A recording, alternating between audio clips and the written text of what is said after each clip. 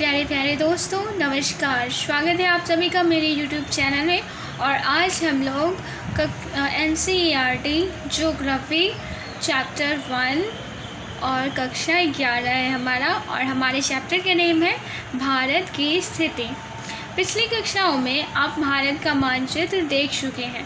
अब आप भारत के मानचित्र को जरा गौर से देखिए और इसका अक्षांशीय एवं देशांतरीय विस्तार ज्ञात कीजिए।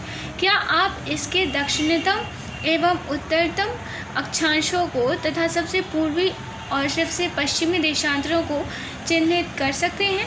भारत की मुख्य भूमि उत्तर में कश्मीर से लेकर दक्षिण में कन्याकुमारी तक और पूर्व में अरुणाचल प्रदेश से पश्चिम में गुजरात तक फैली हुई है।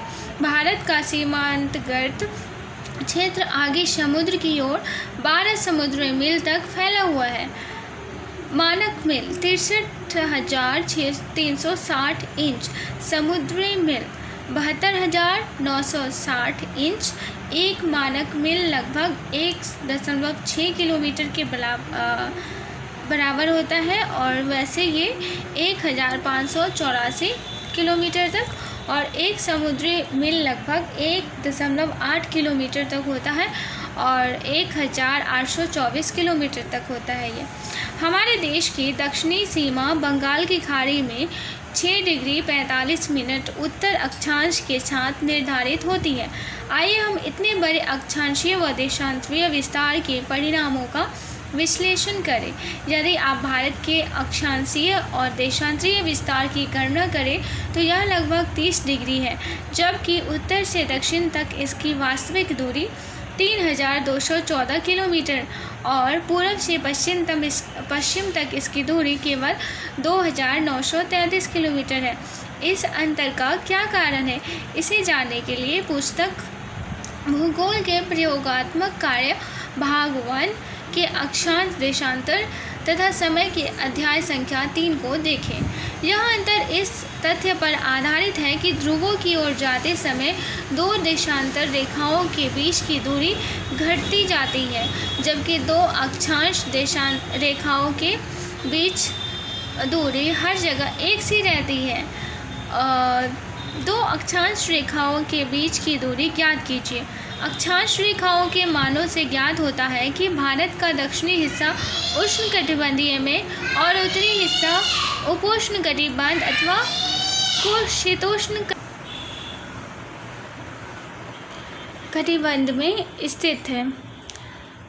दो अक्षांश रेखाओं के बीच की दूरी को ज्ञात करने के लिए आइए हम लोग जानते हैं कि क्या होता है। अक्षांश रेखाओं के मानों से ज्ञात होता है कि भारत दक्षिणी हिस्सा उष्णकटिबंध और उत्तर हिस्सा उपोष्णकटिबंध अथवा कोष्ण शीत कटिबंध में स्थित है। यही स्थिति देश में भू आकृतिक जलवायु, मिट्टी के प्रकारों तथा प्राकृतिक वनस्पति में पाई जाने वाली भारी भिन्नता के लिए उत्तरदायी है। आइए अब हम देशांतरीय विस्तार और भारत के लोगों पर उसके प्रभाव का अध्ययन करें। देशांतर रेखाओं के मानों से स्पष्ट होता है कि इनमें लगभग 30 डिग्री का अंतर है, जो हमारे देश के सबसे पूर्वी व सबसे पश्चिमी भागों के समय में लगभग 2 घंटे का अंतर पैदा करता है। आप भारतीय मानक समय से पहले से ही परिचित हैं। मानक यामयोत्तर का क्या उपयोग है? जब उत्तर पूर्वी राज्यों में जैसलमेर की तुलना में सूर्य 2 घंटे पहले उदय होता है, तो पूर्व में डिब्रूगढ़, इम्फाल तथा देश के अन्य भागों में स्थित जैसलमेर, भोपाल अथवा चेन्नई में घड़ियाँ एक जैसा समय दिखाती है। ऐसा क्यों होता है? भारत के कुछ ऐसे स्थानों के नाम लिखिए जिनमें से मानक यामयोत्तर गुजरती है। यहाँ पे भारत का मैप दिया हुआ है और आप लोग इसको ध्यान से देखिए। सबसे फर्स्ट में है हमारा लद्दाख, और जिसकी राजधानी है ले। लद्दाख यानी कि ले, ये दोनों क्या है? यूनियन टेरिटरी बन चुके हैं। जम्मू कश्मीर श्रीनगर, हिमाचल प्रदेश शिमला, पंजाब चंडीगढ़, देहरादून उत्तराखंड, हरियाणा का भी चंडीगढ़ ही पड़ता है ये ज़िला, और दिल्ली हमारी राजधानी है। राजस्थान जयपुर, उत्तर प्रदेश लखनऊ, बिहार पटना, और भूटान देश है हमारा अलग, और सिक्किम की राजधानी हो गई गंगटोक, और अरुणाचल प्रदेश ईटानगर, असम दिसपुर, नागालैंड कोहिमा, इम्फाल की राजधानी मणिपुर, और यहाँ पे है हमारा त्रिपुरा की राजधानी अगरतला, और मिजोरम, और यहाँ पे साइड में है मेघालय जिसकी राजधानी है शिलोंग, झारखंड रांची, पश्चिम बंगाल कोलकाता, उड़ीसा भुवनेश्वर, छत्तीसगढ़ रायपुर, मध्य प्रदेश भोपाल, गुजरात गांधीनगर, महाराष्ट्र मुंबई, तेलंगाना हैदराबाद, आंध्र प्रदेश, इसकी तीन हैं राजधानी है, और तमिलनाडु चेन्नई, कर्नाटक बेंगलोर, केरल तिरुवनंतपुरम, गोवा पणजी। चलिए और यहाँ पे देख लेते हैं पूर्वी जगत में भारत की स्थिति।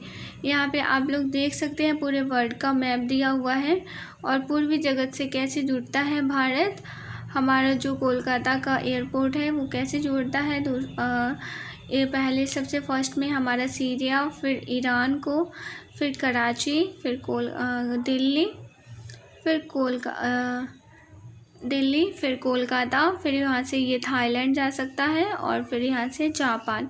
पूर्वी जगत पश्चिमी जगत को देखिए किस प्रकार से जोड़ता है। यहाँ पे देख सकते हैं आप लोग स्वेज नहर पोर्ट के माध्यम से कैसे है। स्वेज नहर से पहले यहाँ मुंबई से तंजानिया भी जाता है सामान, और यहाँ पे श्रीलंका होते हुए, यहाँ पे मलेशिया होते हुए फिर ऑस्ट्रेलिया तक पहुँच जाता है। और यहाँ पे देखिए पहले क्या है, अगर आपको उधर यूएस या अमेरिका यूरोप जाना है तो फिर हमें खाड़ी से ये ओमान की खाड़ी से गुजर के फिर चेन्नई से आप लोग यहाँ पे ऑस्ट्रेलिया जा सकते हैं। फिलीपींस से भी जुटा हुआ है। कैसे पूर्वी जगत पश्चिमी जगत को जोड़ता है इस मैप में आप लोग अच्छे से समझ सकते हैं। और यहाँ पे देखिए भारत का क्षेत्रफल 32.8 लाख वर्ग किलोमीटर है, जो विश्व के स्थलीय धरातल का 2.4% भाग है। इस प्रकार भारत विश्व का 7वां बड़ा देश है। क्या आपको 9वीं कक्षा की पुस्तक में पढ़े गए भारत से बड़े देशों के नाम याद है? क्या आपको याद है? स्कूल भुवन एक वेब पोर्टल है जो देश के प्राकृतिक संसाधनों, पर्यावरण और सतत विकास में उनकी भूमिका के बारे में छात्रों के बीच जागरूकता लाने के लिए मानचित्र आधारित शिक्षा प्रदान करता है। यह NCERT पाठ्यक्रम के आधार पर भुवन NCERT इसरो की एक पहल है।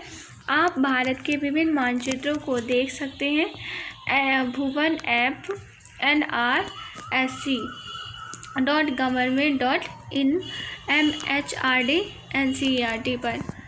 आकार, भारत के आकार ने इसे विशिष्ट भौतिक विविधता प्रदान की है। उत्तर में ऊंचे पर्वत, गंगा, ब्रह्मपुत्र, महानदी, कृष्णा, गोदावरी और कावेरी जैसी बड़ी नदियां हैं। उत्तर पूर्वी और दक्षिण भारत में वन आच्छादित पहाड़ियां हैं, जबकि मरुस्थल में रेत के विस्तृत फैलाव है। उत्तर में हिमालय पर्वत, उत्तर पश्चिम में हिंदुकुश व सुलेमान श्रेणियों, उत्तर पूर्व में पूर्वांचल पहाड़ियों तथा दक्षिण में विशाल हिंद महासागर से सीमांकित एक बृहद भौगोलिक इकाई है जिसे भारतीय उपमहाद्वीप कहा जाता है। इसमें पाकिस्तान, नेपाल, भूटान, बांग्लादेश और भारत आते हैं। भूतकाल में हिमालय अपनी अन्य श्रेणियों के साथ एक मजबूत भौतिक अवरोधक की भूमिका निभा रहा था। भूतकाल में हिमालय अपनी अन्य श्रेणियों के साथ एक मजबूत भौतिक अवरोधक की भूमिका निभाता रहा है। खैबर, बोलन, शिपकिला, नाथुला तथा बोमडिला जैसे कुछ पहाड़ी दर्रों को छोड़कर इसे पार करना मुश्किल था। हिमालय पर्वत ने भारतीय उपमहाद्वीप को एक अद्वितीय क्षेत्रीय पहचान स्थापित करने में सहायता की है।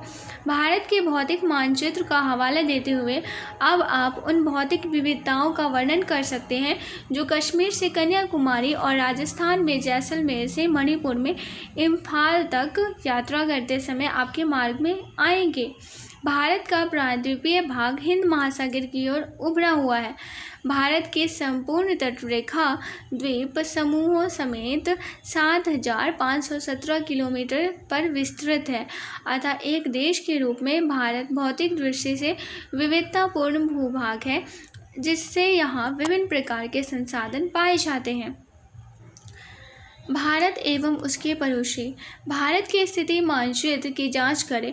आप देखेंगे कि भारत एशिया महाद्वीप के दक्षिण मध्य भाग में स्थित है और बंगाल की खाड़ी और अरब सागर के रूप में विस्तृत इसकी दोनों भुजाएं हिंद महासागर के साथ सीमा बनाती है। प्रायद्वीपीय भारत की इस सामुद्रिक स्थिति की वजह से ही भारत समुद्री व वायु मार्गों द्वारा अपने पड़ोसी क्षेत्रों से जुड़ा हुआ है। मानचित्र को देखते हुए भारत के पड़ोसी देशों की एक सूची बनाएं। श्रीलंका और मालदीव हिंद महासागर में स्थित दो द्वीपीय देश हैं जो भारत के पड़ोसी हैं।